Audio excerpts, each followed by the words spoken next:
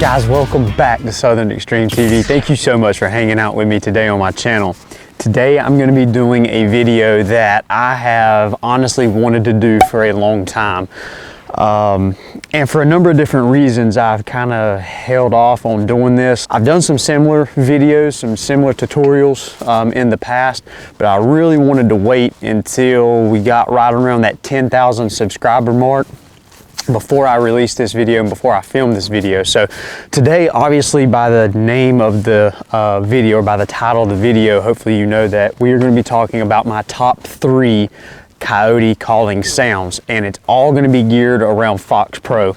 FoxPro pays me absolutely nothing for these videos. They do absolutely nothing for me. I purchase every call that I have from FoxPro. I just am a ginormous believer in FoxPro, the products that they make, the sounds that they produce, and their customer service. And anytime that I find a company that meets all the criteria that I need to make me a better outdoorsman, I try to push them as much as I can. But with all that to the side, let's talk about the 3 calls that we're going to be reviewing and going over today.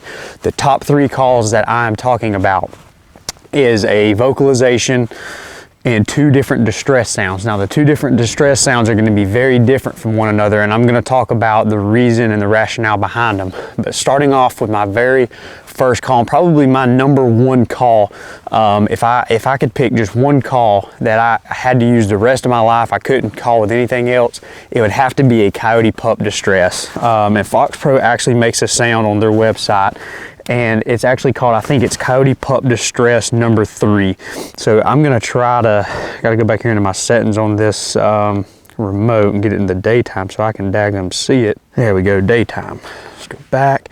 So yeah, we have a Coyote Pup Distress number 3. This is a sound that FoxPro makes. I wanted to make sure that I gave you the exact title to it, but essentially it's a pup distress sound. And I'm gonna play it for you guys. I'm gonna try my best not to blare it so that I just blow you guys away. But essentially this is my number 1 call. I've killed more coyotes on this call, this sound alone, than any other sound that I have on this call that holds probably 1,000 sounds or 500 sounds, however many it is. By the way, this is the FoxPro Shockwave. If you guys have not ever seen this call, it has dual speakers that kind of swivel and pivot and move back and forth, which has become my number 1 call and definitely my go-to call. So I'm gonna let you guys hear this Coyote Pup Distress number 3, so that way you guys can hear what exactly it is I'm talking about.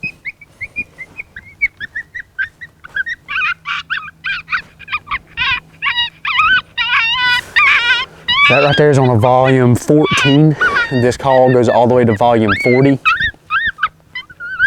I'm gonna take it up to volume 20 for you guys.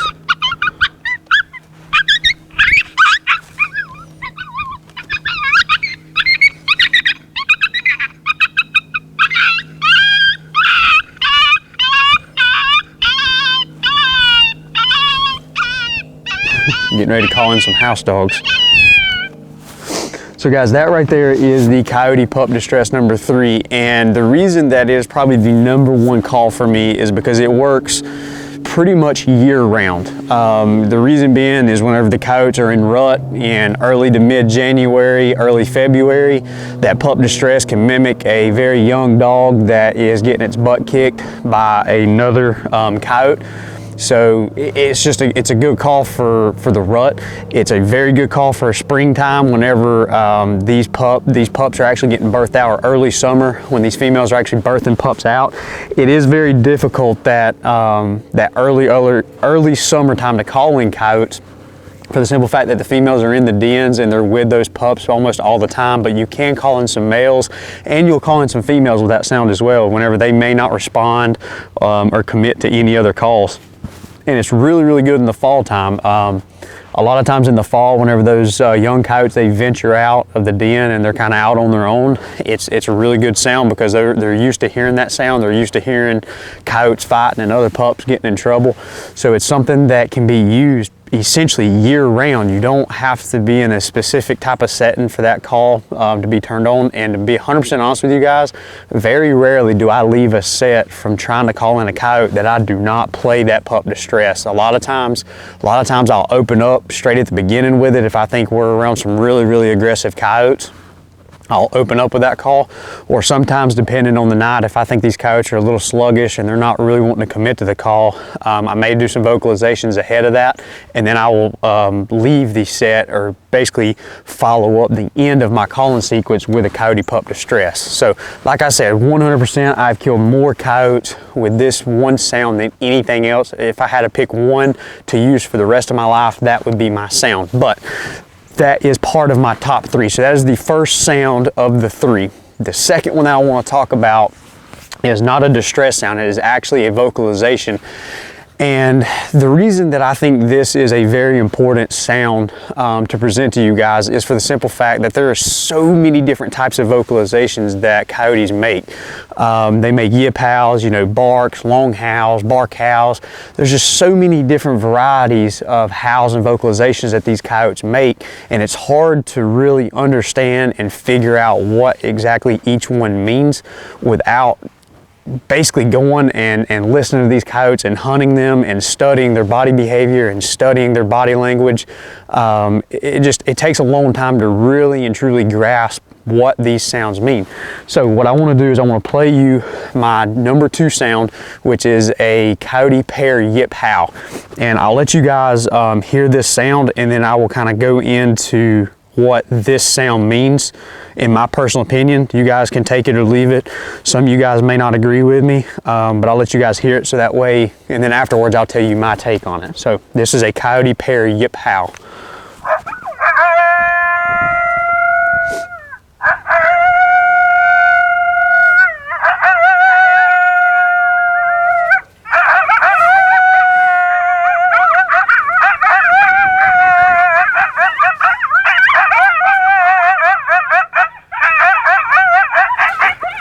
No. Down.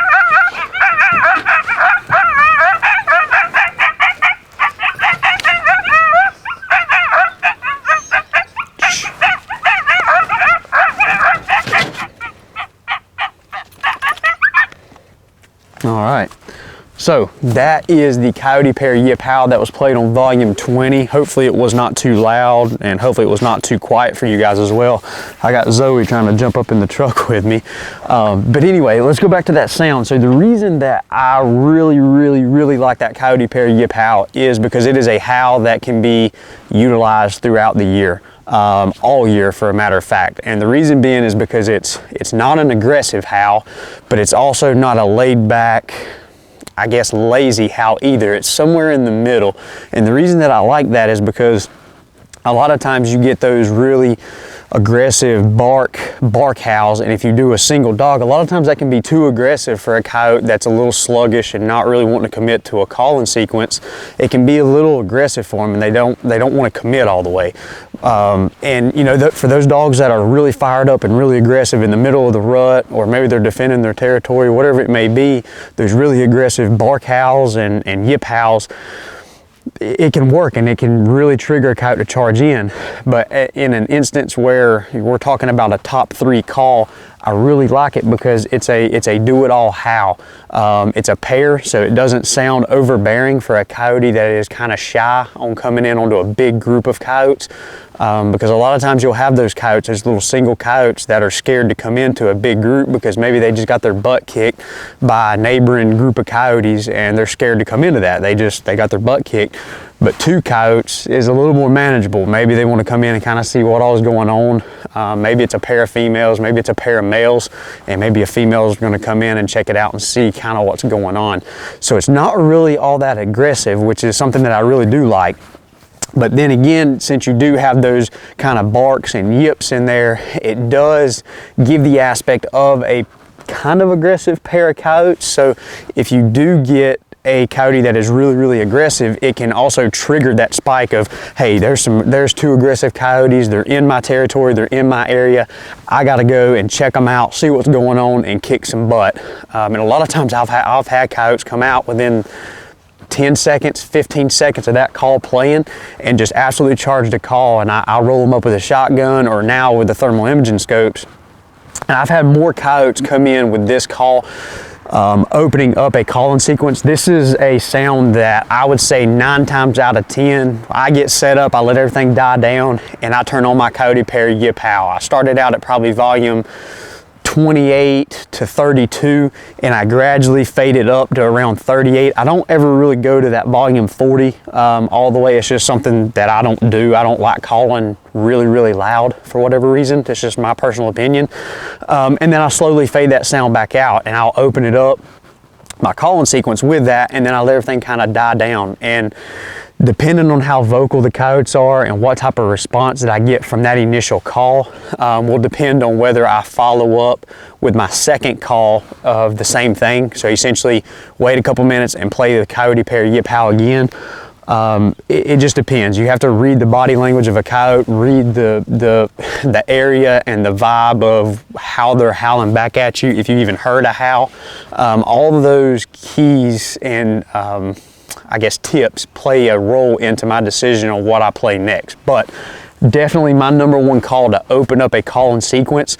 It is a not aggressive howl.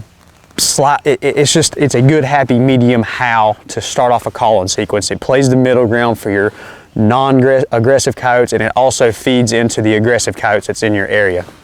So that is my call number 2, the Coyote pair yip howl.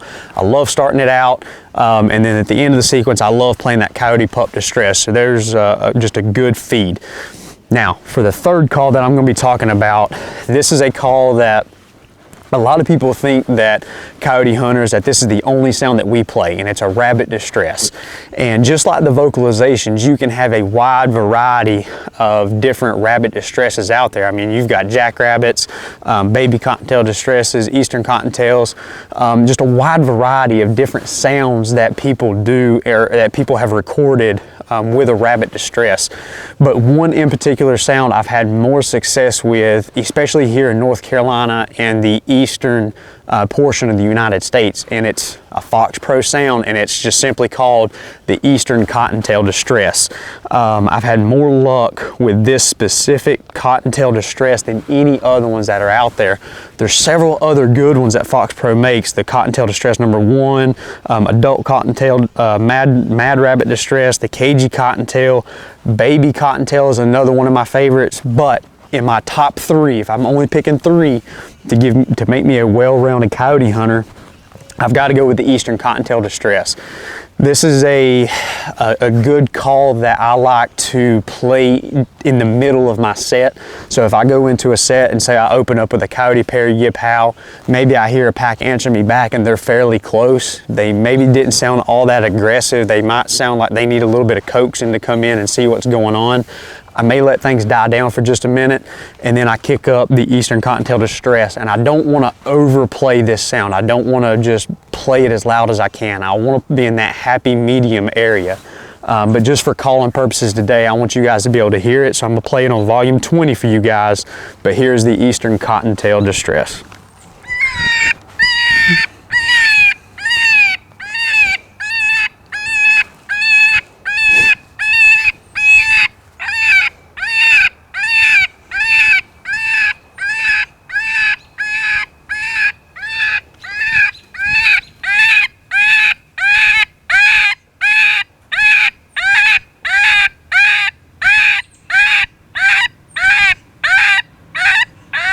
So that is it, guys. That is the Eastern Cottontail Distress, and like I said, it is it's designed to mimic a cottontail, but for whatever reason, the cadence that sound produces from FoxPro, for whatever reason, I've had more luck calling in, you know, fox, bobcat, coyote, you name it.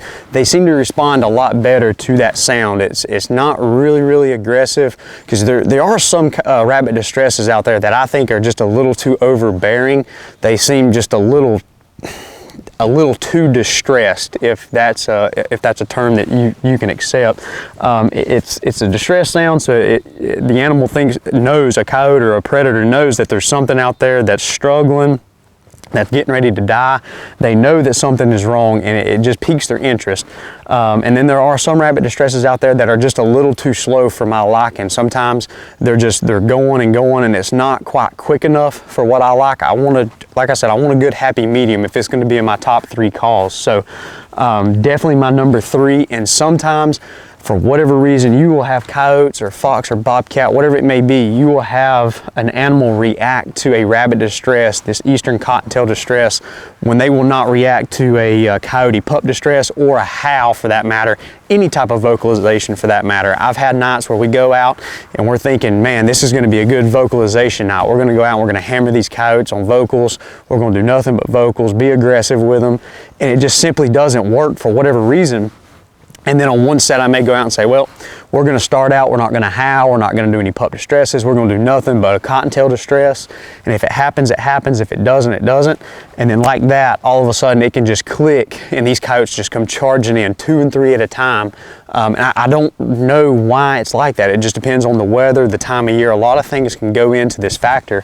The one time of year that I will say I believe that the cottontail distress really just impresses me the most on, there's really 2 portions of the year. It's the first cold snap that you get here in October. When you get those first nights that drop down into the 30s and 40s, it pushes these coyotes into a feeding frenzy, and they're running around crazy. They've not been pressured all that much, and they're just looking for any opportunity to feed, trying to get up into that winter, put on the winter pounds. And it does really good during that time of year. Another good time that it works really well is after their breeding season. So that late February, early March era, when those coyotes have already bred and they're just kind of out doing their own thing. They're not really aggressive on the vocals. You've had 7,000 other people out here trying to call these coyotes in because they've seen somebody doing it and they want to go out and try it, and you know, they're educated. It's a really good time to go out and play that rabbit distress, not get too aggressive with them, but just start out a calling sequence, fade the call out a little bit, and then let things die down. It's a really good time to try that because those coyotes are wore out from the rut, just like a big buck is after chasing a doe. Late season, those bucks will come into those big green fields and feed on your food plots. Same type deal with coyotes. They've bred out, they've been running around all over the place, breeding, trying to breed, and they've got to pack the calories back on. They got to get their body weight back up to survive that last leg of winter. So that March, April, late February, that time frame is a really good time to use a Eastern Cottontail distress. And I've had a lot of success with it as well. So guys, hopefully this video helps you out, especially for some of you guys that are just getting into predator hunting. It can be kind of overwhelming, or at least it was for me. I didn't have tutorial videos like this whenever I was coming up 7-8 years ago, whenever I was first starting to call these coyotes. Nobody sat down and showed me any of this stuff. So that's a big reason why I wanted to do this video today, is because I know there's people out there that are in the situation that I was in, first getting into predator calling, and there was just thousands and thousands of all these sounds out there, and essentially trial and error is what I did. I went through thousands of sounds trying to figure out what worked, what didn't work, what time of year did this specific sound work, how to change them up. And over that course of time of me calling and figuring this stuff out, these 3 calls have produced more coyotes in the back of my truck than any other sounds that I have. And I cannot tell you enough about FoxPro for the simple fact that all 3 of these sounds come straight from FoxPro. So if you guys are looking into getting into predator calling or predator hunting in general, try going out for a FoxPro call. If you order it from their website, they actually allow you to hand pick your calls. You can actually go through all the sounds that they offer and select which sounds you want. Make sure that these 3 are in your cart or on your sound list, because they are top notch and they will definitely 100% put more coyotes in the back of your truck. Hopefully you enjoyed today's video, guys. If you did enjoy today's video, make sure you hit that subscribe button in the top left corner. Trying to grow this thing as big as I can get it. My goal is 100,000 subscribers. We're getting ready to crest at that 10,000 mark, and I think we're gonna get there. It's gonna take a little while, but each and every click means the world to me, guys. I can't thank you enough for hanging out with me. Make sure you stay tuned, because I'm gonna be bringing you guys along for a lot more content coming up in the future. Thanks for hanging out with me today.